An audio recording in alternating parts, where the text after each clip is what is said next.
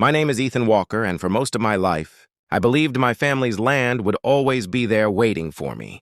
My grandfather owned nearly 2,000 acres of beautiful countryside in Colorado. Rolling hills, pine forests, and a crystal-clear creek stretched across the property. It had belonged to our family for generations. When Grandpa passed away, he left everything to me. At the time, I was working overseas on a long-term engineering project.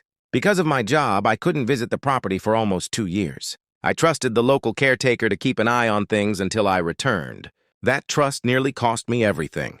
The day I finally drove back to the property, something felt wrong. The old dirt road leading to the western section of the land had been paved. New street signs stood where there had once been wooden fences.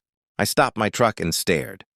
A gated community had appeared on land that should have been empty pasture. Large stone walls surrounded dozens of luxury homes.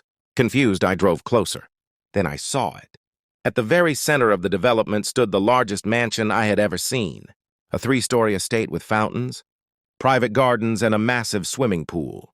A sign near the entrance read, "Property of HOA President Karen Mitchell." I felt my stomach drop.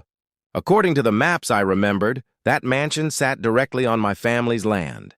I immediately contacted the county records office. What they told me shocked me even more.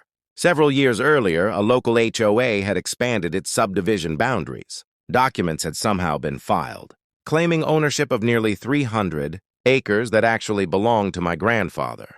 The HOA had then sold parcels to developers, and Karen Mitchell, the HOA president, had built her dream mansion on the most valuable section. I couldn't believe it. Someone had literally stolen part of my inheritance. The next morning, I visited the HOA office. Karen greeted me with a smug smile. "You must be Ethan," she said. "I've heard about you." I placed my land records on her desk. "Your mansion is on my property." She laughed. Actually laughed. "No, it isn't." "It absolutely is.